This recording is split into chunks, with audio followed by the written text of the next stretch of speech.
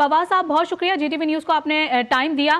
फवाद साहब, इस ओवरऑल सूरत हाल में एक पॉइंट जो बहुत ज़्यादा हम देख रहे हैं उठता हुआ नज़र आ रहा है, सिख फॉर जस्टिस के रहनुमा जो हैं उनकी जानिब से बारहा कहा जा रहा है कि वो पाकिस्तानी फ़ौज के साथ मौजूद हैं, पाकिस्तानी जो है हमारे भाई हैं, हम उनके साथ मौजूद हैं। अगरचे भारत की जानिब से किसी भी किस्म की कोई ऐसी हरकत की जाती है तो पंजाब क्रॉस करने नहीं देंगे, और उन्होंने बाकायदा उनको मुखातिब करते हुए कहा है सिख फौजियों के कि ये अब टाइम है और अगर ऐसा कुछ होता है तो हम अपना जो है खालिस्तान इसी वक्त जो है हासिल करेंगे। क्या कहेंगे इस पर आप?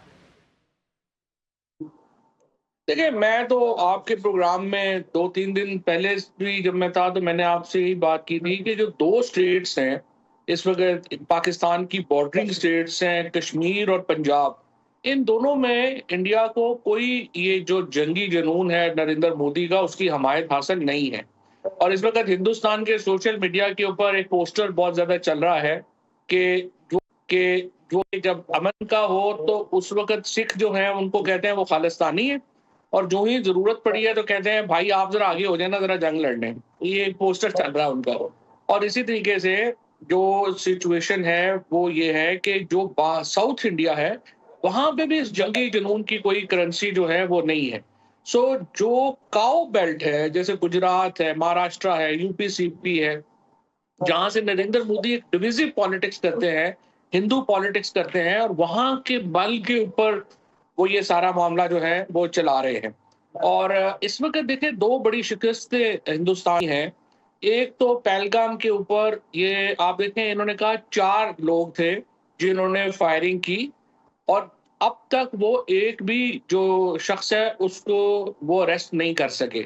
और अब हिंदुस्तान में अमित शाह के ऊपर, नरेंद्र मोदी के ऊपर सवाल रहे हैं कि आखिर आप लोग जो है वो आपकी सिक्योरिटी की क्या है और आप क्यों नहीं कर सके। क्योंकि आपको मालूम है कि जो आर्टिकल 370 लगा हुआ है कश्मीर पे, और कश्मीर में जो चीफ मिनिस्टर है वो सिर्फ सिंबॉलिक है, असल सारे इख्तियार लेफ्टिनेंट गवर्नर के पास है, जो कि जवाबदेह है अमित शाह को, जो यूनियन मिनिस्टर है।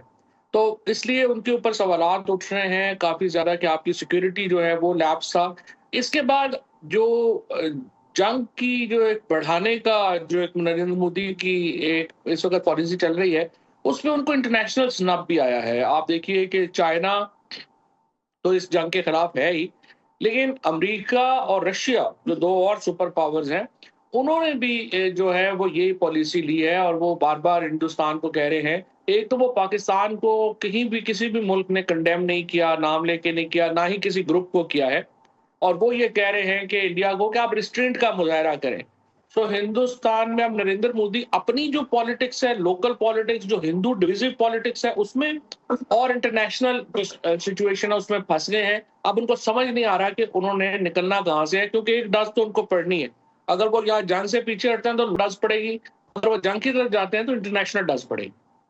ठीक है फवाद साहब, आपने कहा कि अगर वो जंग से पीछे हटते हैं तो तब भी उनको डस पड़ेगी। ठीक है, लेकिन आपसे ये जानना चाहेंगे, हमने देखा वज़ीर इत्तलाअ अता तारड़ की जानिब से कहा गया कि अभी खतरा बरकरार है, भारत हमला कर सकता है। तो आपसे जानना ये चाहूँगी कि अगले से 2 दिन क्या वाकई आप देखते हैं कि भारत की जानिब से हमला किया जा सकता है, ये बेवकूफ़ी कर सकता है भारत? नहीं, हमला तो भारत करेगा। उसकी वजह यह है कि जो अभी भी अगर आपने जेडी वैंस का स्टेटमेंट देखा हो, जो वाइस प्रेसिडेंट हैं अमेरिका के, उन्होंने भी ये कहा है कि हम कोशिश कर रहे हैं कि ये जो मामला है इंडिया पाकिस्तान का, ये एक रीजनल कॉन्फ्लिक्ट में चेंज ना हो। यानी वो समझते हैं कि अगर हिंदुस्तान हमला करे और वो महदूद पैमाने पे होना चाहिए। लेकिन देखिए मसला ये होता है, इसको एक टर्म इस्तेमाल की जाती है, फॉग ऑफ वॉर, यानी जंग की धुंध।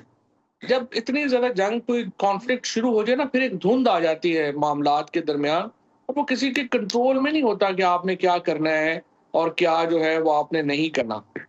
तो इसलिए आपको ये समझना पड़ेगा कि एक दफा कॉन्फ्लिक्ट शुरू हो जाए तो फिर उसका खात्मा जो है वो किसी के हाथ में नहीं होता।